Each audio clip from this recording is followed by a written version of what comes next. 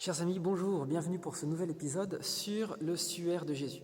Alors continuons à explorer ce que l'histoire nous a laissé au sujet de ce suaire.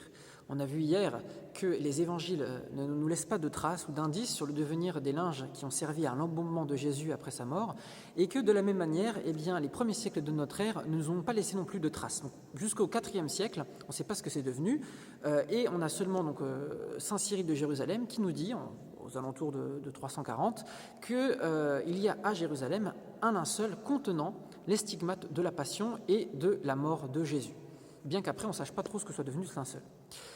Les siècles passent et nous avons enfin, à partir du VIe siècle, des traces écrites qui attestent la présence d'une image, non pas à Jérusalem, mais à Édesse, d'une image considérée comme miraculeuse, très vénérée, qu'on appelle le mandilion d'Édesse. Alors mandilion, ça veut dire mouchoir, donc plutôt quelque chose de petite taille, et que sur cette image, il y a la face du Christ. Alors d'où vient cette image ? Un des auteurs du VIe siècle qui nous en parle, qui s'appelle Évagre le Scolastique, nous raconte la légende d'Abgar. Abgar V était le roi d'Édesse à l'époque du Christ et était atteint de la lèpre.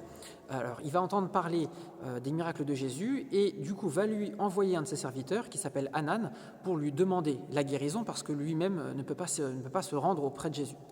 Et ce à quoi Jésus va répondre, non pas par une guérison, mais par une lettre, lui annonçant la venue prochaine d'un de ses apôtres, et non seulement une lettre, mais aussi une image. Et comment Jésus va faire cette image ? Il va se laver, puis s'essuyer le visage avec une toile de lin, et l'image, la face de Jésus va miraculeusement s'imprimer sur la toile de lin, qu'il va donner à Anan et que Anan va rapporter à Édesse.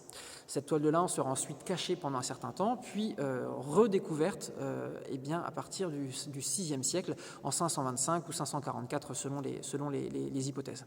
Bref, cette légende, on ne peut pas en faire grand-chose, mais ce qui est sûr en tout cas, c'est que nous avons des traces qui attestent la présence d'une image qui comporte la face du Christ, qui est considérée comme miraculeuse, qui est vénérée et qui est dite non faite de main d'homme. Ça, c'est quand même intéressant. Et ce qui va se passer ensuite, c'est qu'on va pouvoir suivre assez précisément le devenir de cette image. Parce que la vénération va être telle qu'on va tout faire pour protéger ce mandilion. Au point que, face à la poussée ottomane qui va se faire de plus en plus forte à partir du 7e siècle, l'empereur byzantin va, au Xe siècle, rapatrier le mandilion d'Édesse à Constantinople. Il va faire un siège à Édesse, négocier avec l'émir d'Édesse, puisque Édesse va être ottomane à ce moment-là, la récupération du mandilion contre une forte somme d'argent et la libération de prisonniers, et ramener ensuite ce mandilion à Constantinople, mandilion qui va arriver en grande pompe le 15 août 944, et c'est là que du coup l'histoire va se pimenter un peu. Le 16 août 944, on va avoir une super homélie du patriarche de Constantinople qui s'appelle Grégoire le Référendaire et qui va nous donner des indications très précieuses au sujet de cette image. Alors que nous dit cette homélie ? Vous saurez demain au prochain épisode.